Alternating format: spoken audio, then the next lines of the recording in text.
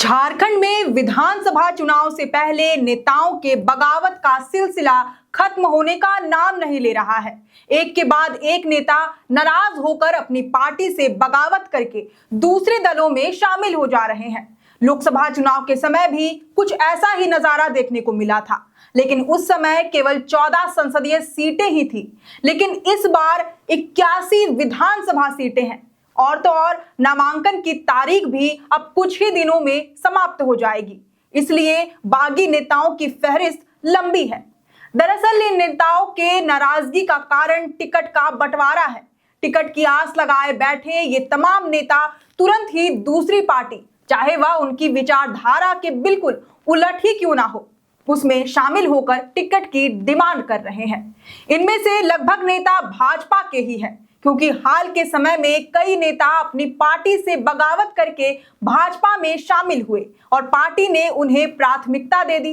15 दिन से लेकर महज 5 मिनट पहले कमल थामने वाले नेताओं को उम्मीदवार घोषित कर दिया गया, और जो पहले से ही बीजेपी की टिकट पर चुनाव लड़ चुके हैं या जीत चुके हैं, या इस बार जिनकी दावेदारी मजबूत थी, उन्हें साइडलाइन कर दिया गया।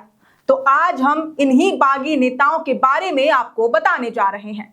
जोहार, आप देख रहे हैं लोकतंत्र 19 और मैं हूं आपके साथ अंशु। फिलहाल जो सबसे चर्चित नाम सामने आ रहा है वह है पूर्व विधायक लुइस मरांडी का। दरअसल भाजपा ने अपने उम्मीदवारों के लिस्ट में दुमका से सुनील सोरेन को टिकट दिया है और उन्हें हेमंत सोरेन के खिलाफ बरहेट से लड़ने के लिए मनाया जा रहा था। हालांकि दुमका से हमेशा से लुइस मरांडी की ही दावेदारी रही है। साल 2014 के चुनाव में तो उन्होंने हेमंत सोरेन को दुमका से शिकस्त भी दे दी थी। दुमका उपचुनाव में भी उन्होंने बसंत सोरेन को कड़ी टक्कर दी थी। मतलब कभी हेमंत सोरेन और उनकी पार्टी के खिलाफ भाजपा का कमल पकड़कर चुनाव लड़ने वाली लुइस मरांडी अब फाइनली अपने विरोधी पार्टी जेएमएम में शामिल हो सकती हैं। मीडिया रिपोर्ट्स तो ये भी दावा कर रहे हैं कि उन्हें जेएमएम जामा विधानसभा सीट से टिकट भी दे सकती है। इसी तरह से सरायकेला विधानसभा सीट से 2 बार भाजपा के प्रत्याशी रह चुके गणेश महली पार्टी के रवैये से बेहद नाराज थे। उनकी दावेदारी वाली सीट सरायकेला झामुमो छोड़कर भाजपा का दामन थामने वाले सीनियर नेता चंपई सोरेन को दे दी गई। इसके बाद उन्होंने कॉम्प्रोमाइज करते हुए खरसावां से भी तैयारी कर ली थी, लेकिन यहां से भी उन्हें नहीं उतारा गया। इस वजह से आखिरकार उन्होंने पार्टी से इस्तीफा दे दिया है और अब उनका दावा है कि वह जेएमएम की टिकट पर चंपई सोरेन के खिलाफ सरायकेला से ही चुनाव लड़ेंगे, जबकि कुछ ही दिनों पहले उन्होंने दल बदलने वाली बात को सिरे से खारिज कर दिया था। इसी तरह भाजपा नेता मलखान सिंह ने भी भाजपा से टिकट को लेकर नाराजगी के कारण पार्टी से इस्तीफा दे दिया है। ईचागढ़ विधानसभा सीट पर उनका दावा बहुत मजबूत माना जा रहा था, लेकिन अंतिम समय में यह सीट आजसू के खाते में चली गई। इस मोहभंग के बाद मलखान सिंह ने पार्टी को ही अलविदा कह दिया। अब वह निर्दलीय ही चुनावी मैदान में कूदेंगे। इसी कड़ी में आज 3 नाम फिर से जुड़ गया और ये भी भाजपा के ही नेता हैं। इसमें से एक नाम तो पूर्व कृषि मंत्री और नाला से विधायक रह चुके सत्यानंद झा बाटुल का है। बाटुल का दावा एक बार फिर से नाला सीट पर था, लेकिन जब उनकी जगह दल बदलू नेता माधव चंद्र महतो को टिकट दे दिया गया तो उन्हें बहुत बुरा लगा और इस नाराजगी का इजहार उन्होंने पार्टी से इस्तीफा देकर किया। अब वह निर्दलीय ही चुनावी मैदान में उतरेंगे। वहीं दूसरा नाम महेशपुर से पूर्व विधायक मिस्त्री सोरेन का है, जिन्होंने आज बीजेपी से इस्तीफा दे दिया है। उनका दावा महेशपुर के लिए था, लेकिन उनकी शिकायत है कि उनकी जगह विधानसभा क्षेत्र के बाहर के प्रत्याशी को टिकट दिया गया है। तीसरा नाम कुमकुम देवी का है, जिनका दावा बरकट्ठा सीट को लेकर था, लेकिन निर्दलीय विधायक अमित कुमार यादव के भाजपा में शामिल होने के बाद उन्हें ही पार्टी ने उम्मीदवार बना दिया। इससे नाराज होकर कुमकुम देवी ने आखिरकार भाजपा को अलविदा कह दिया। इससे पहले पोटका से पूर्व विधायक मेनका सरदार ने भी भाजपा से इस्तीफा दे दिया। उनकी उम्मीदवारी की पूरी संभावना थी, लेकिन आखिरकार उनका टिकट काटकर अर्जुन मुंडा की पत्नी मीरा मुंडा को भाजपा ने अपना उम्मीदवार बना लिया। इसी तरह हुसैनाबाद से भाजपा नेता विनोद सिंह और प्रदेश भाजपा कार्य समिति के सदस्य संदीप वर्मा को भी भाजपा से जब टिकट नहीं मिला तो पार्टी लाइन से हटकर उन्होंने निर्दलीय चुनाव लड़ने की घोषणा कर दी है। विनोद सिंह हुसैनाबाद से और संदीप वर्मा रांची विधानसभा सीट से चुनावी मैदान में होंगे।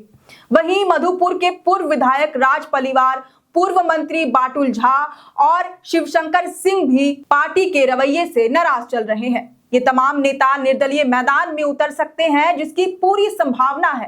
राज परिवार मधुपुर से और शिवशंकर सिंह जमशेदपुर पूर्वी विधानसभा सीट से चुनाव लड़ेंगे।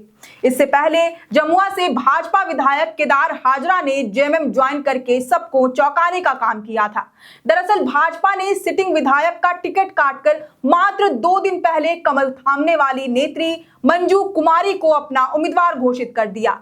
इसका पता उन्हें पहले ही चल चुका था, जिसके बाद केदार हाजरा ने जेएमएम ज्वाइन करने का फैसला किया। इन सब के बीच एकाध नेता दूसरे दलों के भी हैं। उदाहरण हम सिल्ली से पूर्व जेएमएम विधायक अमित महतो का भी ले सकते हैं, जिन्होंने अपनी पार्टी का विलय अब जेएमएम में कर दिया है और खुद अब सिल्ली से पार्टी की टिकट पर चुनाव लड़ेंगे।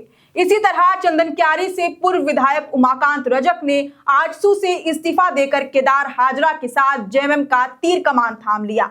उनकी दावेदारी चंदनक्यारी सीट पर थी। हालांकि जब इस सीट पर भाजपा ने मौजूदा विधायक और नेता प्रतिपक्ष अमर बावरी को उतार दिया तो उन्होंने जेएमएम से इसी सीट पर लड़ने का मन बना लिया। जल्द ही जेएमएम उमाकांत रजक की उम्मीदवारी की घोषणा भी कर देगी। आजसू को झटका देने वालों में एक और नाम खिजरी से पूर्व में प्रत्याशी रह चुके पारसनाथ उरांव का है। अब क्योंकि ये सीट आजसू के खाते में नहीं आई और भाजपा ने अपने उम्मीदवार का ऐलान कर दिया तो उन्होंने पार्टी से इस्तीफा देकर जयराम महतो की पार्टी जेएलकेएम का दामन थाम लिया। अब उसी की टिकट पर विधानसभा का चुनाव लड़ने की तैयारी कर रहे हैं। तो ये थे वो बागी नेता। इसमें आपने भी गौर किया होगा कि इनमें कोई भी कांग्रेस या जेएमएम के नेता नहीं है।